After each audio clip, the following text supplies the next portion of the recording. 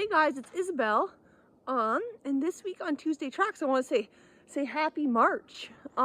So March for me is March Madness, and I know that's the basketball tournament. But before I knew it was the basketball tournament, I thought that everyone just said March Madness because they were talking about that in March that the forest is waking up. You can hear all these birds singing, and we're getting a nice strong sunshine. The days are getting warmer, and all these animals have just been kind of hunkering down and surviving the last few months of cold, and now they're out and about and they're looking for mates. So happy March and happy March Madness. So just look here at all these tracks, and March is such a fun month for finding tracks. Hoppers, walkers all over the place. My friends Steve and Heather were coming home from skiing at Mad River Glen this morning, and they saw a big lynx or a bobcat crossing the river, and they got a photo of some tracks for me. But today I want to talk about trees, because it's not just the animals waking up in March, it's also the trees. So here I am with a maple tree, okay? And a few things to remember. Maple trees are deciduous, so they lose their leaves in the winter time, and they grow them back in the springtime, as we know. They also have, if you're trying to identify a maple tree, these branches are pretty high above me, but maples are, remember that acronym MAD, maple, ash, dogwood. They have opposite branching patterns, meaning the branches come out opposite each other instead of this. Here's a beech tree next to me. I didn't see that alternate branching pattern on a beech. So maples are one of the few opposite branching patterns in the woods. So always look up at the twigs, see what they're doing. It really helps you identify them. So springtime here in New England is sugaring season, and there's a reason for that, okay? And that's because these trees have been dormant all winter, okay? And now they're starting to feel this warm sun on their tree trunks, and the days are getting warmer and longer, and they are ready to wake up and start doing their thing again. So here I am with a maple tree. See the opposite branching pattern there, and we're going to talk for a minute about what's going on here in the springtime.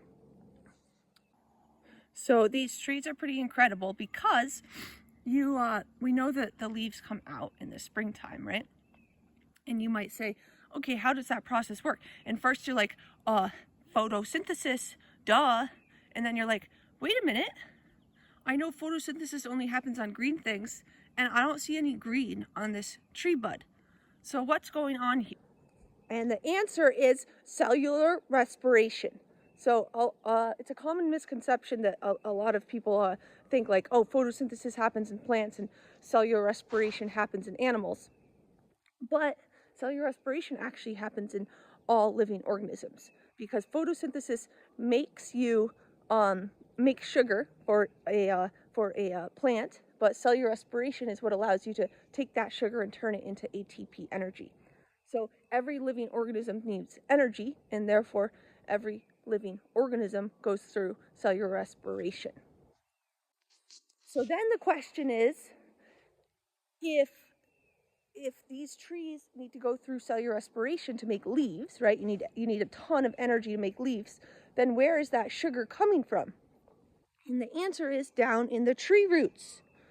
So in the fall, when trees are losing their leaves, they'll kind of suck all the sugars out of the leaves, and that's when the leaves turn color and fall down.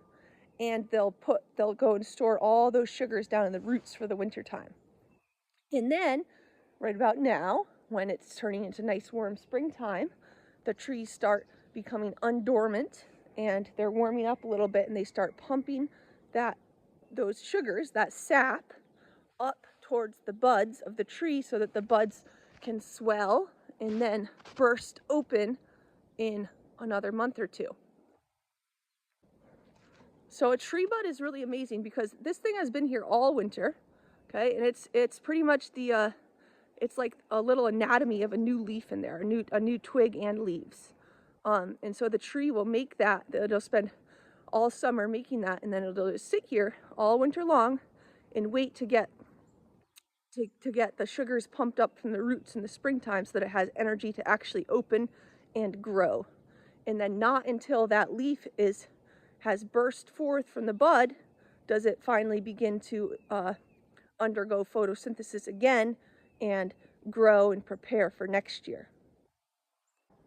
So we have sugarade season here in New England because it's when trees begin to send that nice sugary sap from their roots up to the buds when the temps start warming in the springtime to fuel growth of the next leaves. And we get to tap into the tree trunks, which carry sugars up and down the tree, and we get to take that sap and boil it down into maple syrup. A really fun thing to do in the spring is to go outside with a little twist tie and twist it around a little bud on a tree that's near your house. Doesn't matter what type of tree it is, but beech trees are really fun because they have a really long buds. Here's one. Look how long that is. So beech buds are kind of shaped like a broomstick. They're super long, but you can put a twist tie around a twig so that you can keep identifying the bud, and you can go out and measure it like once a week until it opens, and you can track its progress and see how much it grows during the springtime. It's super fun to watch. Science in action.